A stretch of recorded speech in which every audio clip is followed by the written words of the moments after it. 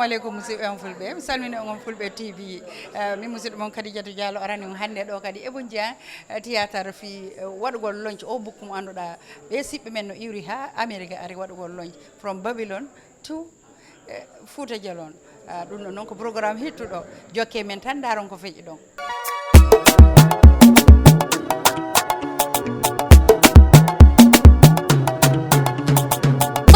Fulbe TV laatake golle moƴƴuɗe jogiten Fulbe TV télévision nga gondeten golle Fulbe TV laatake golle moƴƴuɗe jogiten Fulbe TV Honorable Cherno Jallon Fulbe on waɗama welcome ɗo.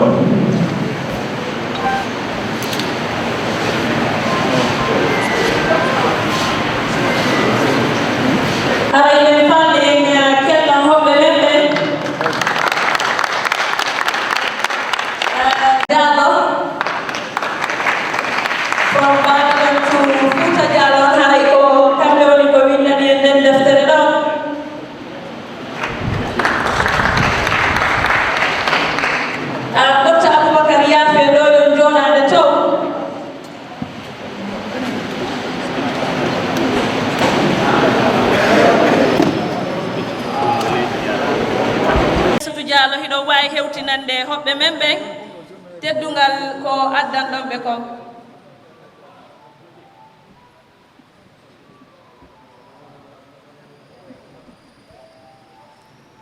min faala yo kella nenan Aissatou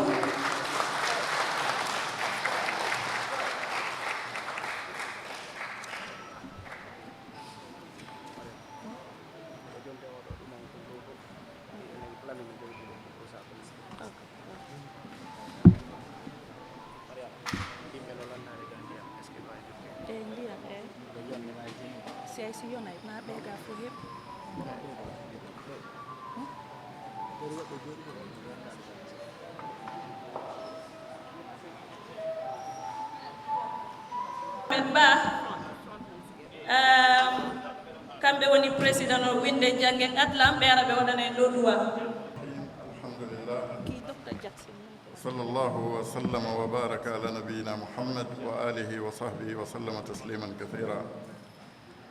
Aray ɗo e wadde du'a o aray ɗen salmina dendanangal seniɓe ɓe eɗen salmina docteur Aboubacry Diallo ɓe andanɗa hoorema ko kamɓe windi nde ɗo deftere nde mottodirɗen ɗo fi mum hannde en toro Allah subhanahu wa ta'ala yo hawrindimɓe e windugol defte boy e wawete nafitorde inchallah e heddiɓe ɓen fof nde wiya rabbana atina fi dunia hasana wa fi l akhirati hasanatan wa qina adaba annar allahumma arina alhaqa haqqa warzuqna ittiba'ah wa arina albatila batila warzuqna ijtinabah اللهم آت نفوسنا تقواها وزكها أنت خير من زكاها أنت وليها ومولاها اللهم ما أنزلته في هذا اليوم المبارك من صحة وبركة وعافية فاجعل لنا منه أوفر الحظ والنصيب وما أنزل فيه من شدة وبلاء وفتنة فاصرفه عنا وعن المسلمين برحمتك يا أرحم الراحمين يا رب العالمين سبحان ربك رب العزة عما يصفون وسلام على المرسلين والحمد لله رب العالمين اللهم صل على محمد وسلم. يا أستاذ سنجارama men weltanike nodden yewtete ɓen duwaɓe arde ɗo waɗa yewtere ko yowiti e fi o book launching from Babylon to Fuuta Jallon haray min jarnay to organizing team on wono Dr. Cherno Lamin Pili winde wonɓe ka United Zone Fulbe Binta Diawo Fulbe Africa Lamin Ba haray ɓe fof maɓɓe ɓe weltanama ko kamɓe woni tawaɓe ka organising team haray ɓe weltanama meɗen marɗo no association ɓe buyi kadi hewtuɓe ɗo wono zone Fulbe haray hiɓe ɗo fotten folen hiɓe ɗo Fulbe Africa hiɓe ɗo winde janggen atlam hiɓe ɗo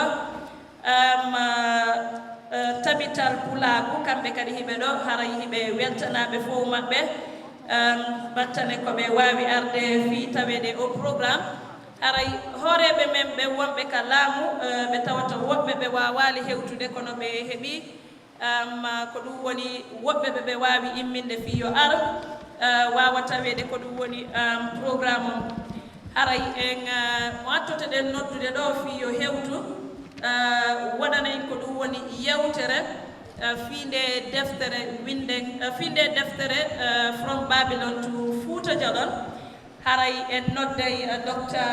Cherno Bari Dr. Cherno Bari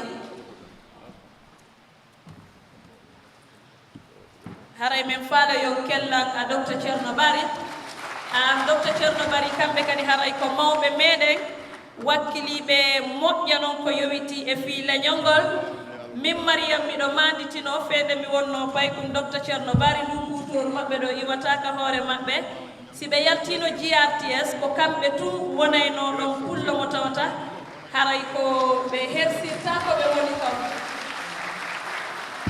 Dr. Cherno Bari haray min tonniyo wawon e yewtude seeɗa tarika ko yowiti fiinde deftere winden mimiɗo wiya atlam finde deftere from Babylon to Fuuta Jallon haray Dr. Cherno Bari aɗomi min tonnude on ton ɓen faala andinde jama ko hombo woni Dr. Cherno ko hombo woni Dr. Aboubacar Diallo ko hombo woni Ousmane Tidiano ko hombo woni Tidiano Pisans.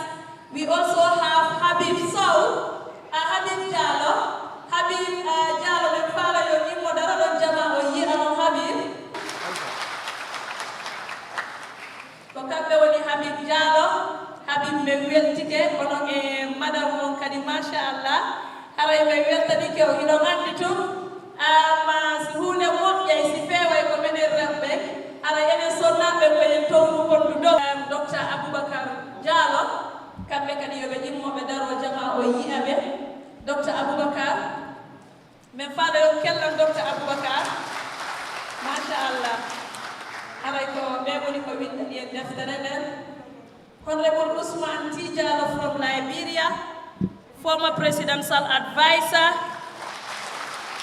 min faala yon weltano Honorable Ousmane Tidiano kamɓe kadi hiɓe wakkili moƴƴa haray hande so yi hiɗen ɗo so yi hande hiɗen ɗo ha en wawi hewtude en heeɓi o hol ɗo fiyo o programme ɗo laato haray ko sabu ɓe mokobaɓe men ɗo Alhaji Cherno Diallo haray ko kamɓe ni kamɓe kadi hiɓe weltana moƴƴa ko ɓuri lan noon welde e maɓɓe ɓe waɗay ɓe yiɗata goto anda kono mbeɗe winda wona noon kamen woni mi yiɗay laɓɓinde fo ha laaɓo koy haray ɓe tawa e waɗuɓe sponsor o programme haray men weltanike on Dr. Cherno Bari haray hiɗo wawi senade ka stage ɗo ɗo wawi senade ɗo aray kadi e nder men ɗo ɓe mari imam Baba Sy haray ɓe tooli maɓɓe mawɓe men aray kadi ɓe mari Ibrahima Diallo deputy judicial secretary waɗo represent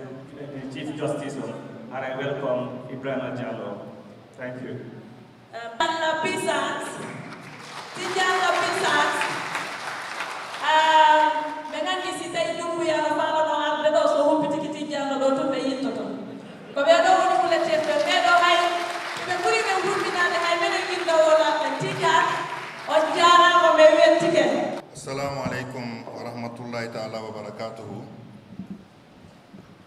mi fuɗɗorto wernugol hoɓɓe men iwɓe jongi America rewi Lagine rewi Mali naati Sénégal si ari Gambia ɗum woni Dr. Aboubacar Diallo winduɗo book hande wonaɗo e dennede on hara mo wondi e nani Tidiane la puissance kanko kadi mo annduɗa eno waɗi social media moƴƴa kanko kadi ko ka media o woni imo wondi e honorable Ousmane T. Diallo kanko ko woni Sénat ka Senate Liberia Allah wanno ko mi yehi Liberia ko on sumade mi yiidi for the first time kono kanko o wayrata ɗo en holli en mo ɗo joni eɓe wondi kadi e Habib Diallo mo annduɗa on ɗon kanko kadi ko Sierra Leonean iwri lagine jooɗi Amérique ha woni ka nder armée Amérique ton awano tawa e hoɓɓe arɓe ɗo ɓen kadi e kala mo annduɗa no waɗi promote représentant Guinée on siko yette ko bari wayno ko bari on mi wawata ɗo yejjitude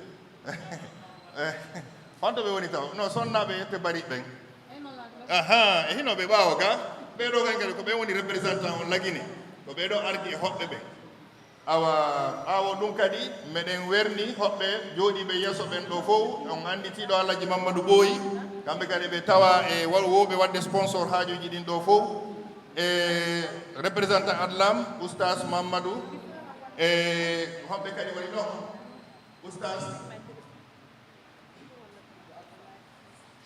Modi Alpha awa e eɗen jogui kadi représentant vice président on no wiyete tabital Pulagu Mouhammadou Diallo ko M5 ɓen andirimo kono Mouhammadou Diallo esiraɓe an no waydaraɗe ɓe andi taw awa ɓeɗo représentanti Alhaji Sidi Dem kañum e tabital Pulagu meɗen weltani association ji jooɗiɗi ɗo ɗin fof meɗen weltani mawɓe wernuɓe hoɓɓe ɓen ɗum woni Alhaji Cherno Sadou Diallo meɗen andi ɗo eɗen jogii ɗo ɓeɗo lintiɓe fof no gasa kadi ko yejjita ɗon ko ɓeɓe alhuda ɓen kadi ɓen no tawa e haaju on hannde meɗen welti meɗe faala kadi wadde recognize wondema woɓɓe ko winduɓe ko kadi no ɗo ɓe annduɗa ɓen kadi no gasa inde munɗen haalaka meɗe jogii wiyeteɗo Demba Key Balde mo dari ɓaawo to hannde en toroto okkoren mo heɗitoren mo ɗo seeɗa Allah no okkori mo jogii kanko kadi ko windi defte no yaadi e ko winda hannde kon kanko kadi o feññinana en ɗo seeɗa wata wono hara eɗen ɗo eɗen ɗonɗa ɓe okkorta en ndiyan yaren haa ɗon ɗiten ka awa imam on jarama ɓe annda imam Baba Sy Allah no waɗi ɓe ɗo ko hellifaɓe molanaɓe ɓe annduɗa hannde goɗɗo no wawi wiide sa ko président on nuli ɓe ɓayren anndi président on no yehi ka dowri ɓe invitano hoɓɓe aranoɓe ɗo ɓen fof no yaadi e président on kamɓe ɓe décidi kamɓe ɓe yahata ɓe ara ɓe arana en ɗo ɓe wi noon ko palais ɓe arani en ɗo hannde awa ene weltaniɓe hannde kamɓe no wawata ko kamɓe lanɗon hannde nuli ɓe ko ɗum waɗi meɗe welti meɗe werni ɓe mi werni luttuɓe ɓen fof no gasa mi anndani wonɓe ɗo ɓen fof kono mbeɗa anndi Fodé Balde harino ɗo kono no gasa haray o weelama o yeehi ha Demba honto Fodé woni mo ɓaawo ok awa joni ko min halfina golle ɓurɗe sattude ɗo ɗen fof ko min halfina yo feññina on ko honno woni windi e nder nde deftere ɗo jonnan wonde ɗon from Babylon to Fuuta Jallon ko nde ɗo wona dendeede hannde inde winda e anglais inde winda e français minen tañƴini min waaway ɗum waylude e adlam min way ɗum ɗo hara ɓe fof waaway ɗum janngude kono fewndo ɗo ɓayri koye anglais winda min noon anglais pular angal foorira noon mi inni oustas baaɗa si mi gayni wadde présentation o e anglais yoɓe seeno ɗo kisamɓe waɗa somari e adlam e pular enen fof nanen ko wiya ko on jaɓi eyi on yafotoɗan dey porto ɓen hari wawino men ɓayri minen ko anglais o ɓe ɓuuri men muyninde joni haray mi waɗay présentation on e english ɓayri haray presse on kadi no ɗo kamɓe kadi ɓe heɓa koɓe nangi ɗon book review of From Babylon to Fuuta Jallon, written by Dr. Abubakar Jifin Jallo. This book is a 167-page book divided in 22 chapters, and it's a historical memoir and ethnocultural narrative. From Babylon to Fuuta Jallon. In this book, Abubakar Jifin Jallo offers readers more than a memoir. He delivers an odyssey, part historical exegesis, part cultural manifesto, and part personal reckoning. With lyrical eloquence and historiographical rigor, Jallo rescues the Fulbe narrative from the margins of West African history and repositions it at the center of an African intellectual and cultural rebirth. This 167-page volume, divided into 22 chapters, is as much an act of memory as it is of resistance, interrogating historical misrepresentations, colonial distortions, and internalized alienation. From the outset, Jallon confronts a haunting question: where are you from?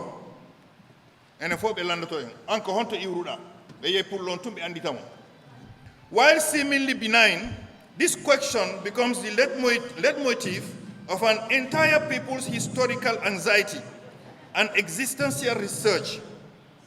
For the Fulbe, or Pullo, this inquiry is not merely geographical, it is epistemological, historical, and spiritual. In chapter 1, the author recollects the early ridicule he faced as a child in Sierra Leone. They laugh at my accent, mock my dressing, and call me a foreigner in my own land. This poignant line sets the tone for a narrative driven by a need to reclaim belonging through memory and history. The structure of the book is methodologically crafted. Each chapter functions as a standalone meditation while contributing to an overarching chronological and thematic development. Literary devices abound: metaphor, allusion, allegory, and rhetorical repetition, making the text resonate with oratorical power. In chapter 5, for example, Jallon writes, "We were the shadows of empires, walking libraries of unwritten books." End of quote. This metaphor encapsulates the silence imposed on Fulani history and the oral traditions that have long borne the burden of cultural transmission. Jallon's use of intertextuality is striking. He quotes Pular proverbs, references Quranic verses, and cites Ajami manuscripts, producing a palimpsest of Fulani intellectual traditions. The book thus becomes a textual archive where the spoken and the written coalesce and where history is not merely narrated but performed. I'll make some analysis. First, historiography and identity. In chapter 3, Jallon explores the Fulani's alleged origins from the Babylonian and North African regions, citing oral traditions that position them as custodians of Abrahamic legacies. I quote, "We trace our steps back to Sayyidina Ibrahim through waves of migrations wrapped in silence and survival." End of quote. This speculative but sincere historiography challenges Eurocentric frameworks and reframes identity as both historical continuity and cultural construction. Jallon does not aim for positivist historiography, but instead aligns with a hermeneutic approach that privileges oral memory and ancestral testimony. He critiques academic historians who dismiss oral traditions as myth. I quote, "To call our memories myth is to erase our existence." End of quote. This epistemic resistance is part of a broader intellectual decolonization that runs throughout the book.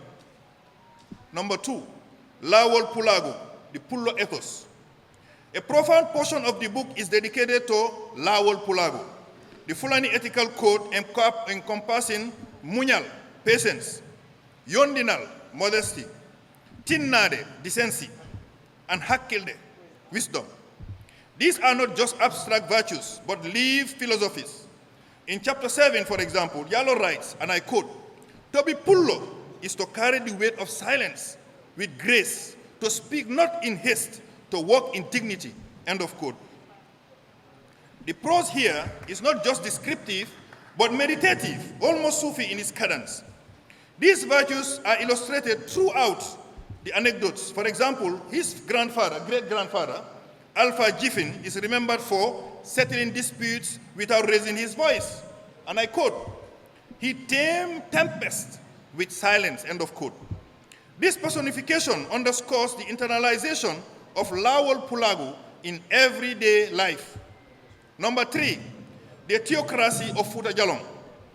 The historical zenith of Fulani political power is detailed in chapters 9 to 12 with the establishment of the Islamic Republic of Fuuta Jallon. Jallon paints this epoch as a golden age of governance, scholarship, and ethical leadership. He writes, and I quote, "Fuuta was not a caliphate of conquest, but a sanctuary of learning." End of quote. The distinction is critical.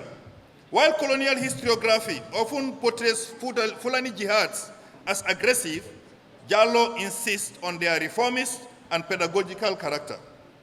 He highlights the decentralized education systems, Ajami literacy, and the role of women in jurisprudence.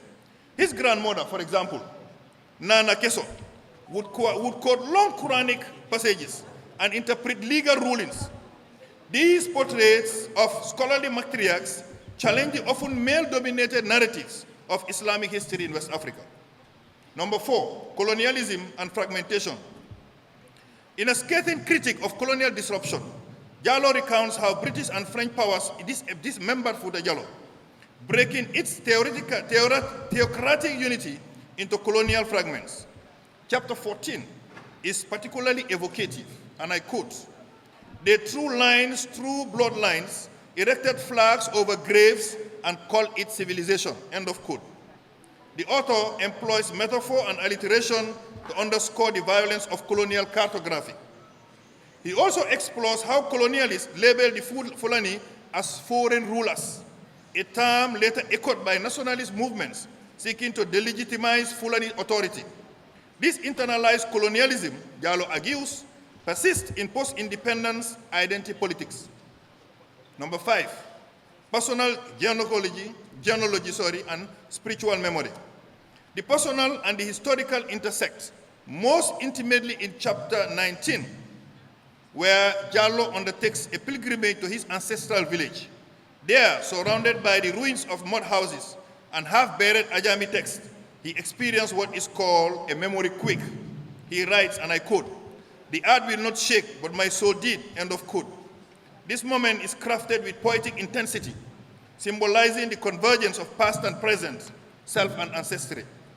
He recounts the story of his elders, like Uncle Alpha Bangura, who taught him Munyal by example, or Auntie Ramata, who braided stories into his hair during long evenings. This narrative elevates the domestic into the historical, showing how identity is cultivated in kitchens as much as in kingdoms. Literary and scholarly contribution. The book stands as a hybrid text, part memoir, part historiography, part cultural manifesto. It belongs to the tradition of Amadou Hampate Bah, William Commandant, and Sheikh Anta Diop's The African Origin of Civilization. But it adds a deeply personal layer absent in many scholarly texts. Jallon's interweaving of Arabic scriptural, Quranic scholarship, and oral literature affirms Africa's multilingual and multi-scriptural intellectual traditions. His analysis of Ajami texts, especially the reinterpretation of the Quran in Pular syntax, offers new frontiers for African Islamic studies. I'm sure this will kind of poke Demba K. Balde, who has written a lot about the Quran in Pular. In chapter 17, he quotes a line from a Pular tafsir, and I quote, "Allah is the shade under which the patient rests," quote, end of quote. Such lines reveal a poetic theology that is both African and universal.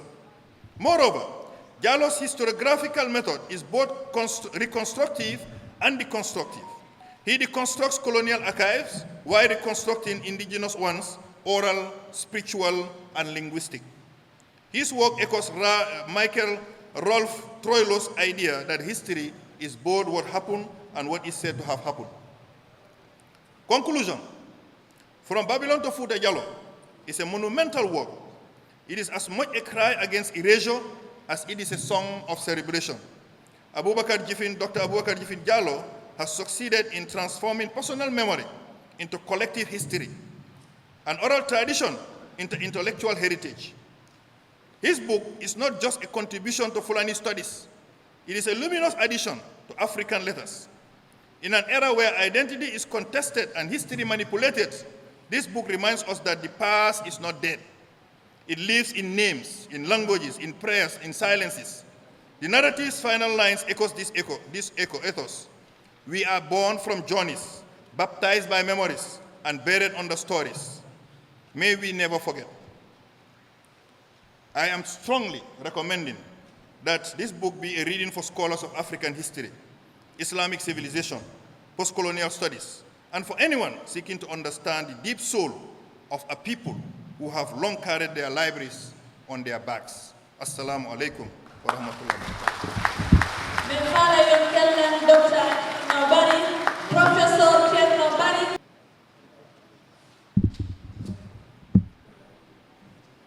Assalamu alaikum wa rahmatullahi wa barakatuh. Aray ɓe wi koye yewtuɗo no gata no minitaji ɗin timmigoy ɓeɓe wi ko ɗiɗi fi nde ɗo deftere gila Babila mena minta Babilon ko Babila ha Fuuta Jalo ko walli fi ɗum ko Cherno Aboubakir ɗum woni docteur Aboubakir Diallo o wi cimtol gila Babila ha Fuuta Jalo o wi on ko jambaru ko wakkiliɗo windiyanke ko ma ko wiyeten writer ma écrivain ko windiyanke e Aboubakir Jiifin Diallo Aboubakir Jiifin Diallo ko ɗum de windiɗo koye adlam kadi bindi ɗi winda wayla e nder deftere gila Babila ha Fuuta Jalo Aboubakir Jiifin Diallo ino jokki e yaadu doole ngam siftorde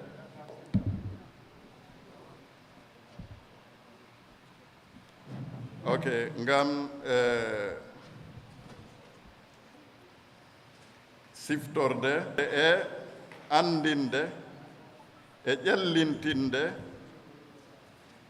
nde ɗo deftere marnde cenɗe 167 ɗum woni 167 pages naam cenɗe 167 o andini e nde ɗo deftere ko anndanɗa hoore ma ko peƴƴi ɗum no wiye tarika e Fuuta Jalon e rewtande ko e jimandi egguɓe e haqqillaji leñol fulɓe ɗum woni fulani e nder Afrique hirnangue e hawrude e dartol kesol e dartol tiiɗugol Jallo ina e haɓa e majjere fulɓe e nder haalaji karhaku so inni karhaku ɓe mana ko waɗɓe colonisation woni karhaku ɓe mana ɓe karhuɓe ɓen no wiye les colonisateurs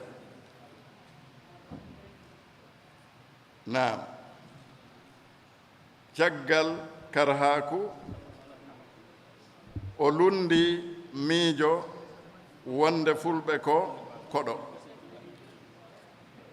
e nder Afrique hirnangue o rewrude e ɗaɗi maɓɓe ha Babila e Afrique worgo rewrude e aadaji e haalpular en e seedeji ɗemɗe e gandal l'islam deftere nde ino ardi laawol pulaagu woni koɗɗi fulɓe jentinoɓe muñal walla ñentinoɓe muñal naam aray ɗum ɗo ko wargol tun sommorise no woodi piiji ɓuuri ko ɓe yewti ga aray ɗe wawi haadude ɗo ɓe ɓenni ara leere nden no yawde tun aray inchallah nde ɗo deftere en fodi e waylande fof e pular ara kadi koye bindi adlam ɗen inchallah assalamu aleykum wa rahmatullahi wa barakatuh musidɓe hara joorayama ko jokkuɗo men kon min addana o yewtereji ɗi seeɗa seeɗa ha gasa ko weeli yonata kono noon ko fifulago wiya haray miɗo yetta noon timan on fof woni Abdoulaye Mbaalo Mamadou Saliou Diallo Samba Gueladio Mbaalo ha France mo ɗaɗa mo tabbiti programme on komin musidɗo on Kadidiatou Diallo e yetta noon kala arnoɓe waɗi participé ha yigol fifulago o programme o lowatike on jarama ko jokkuɗo men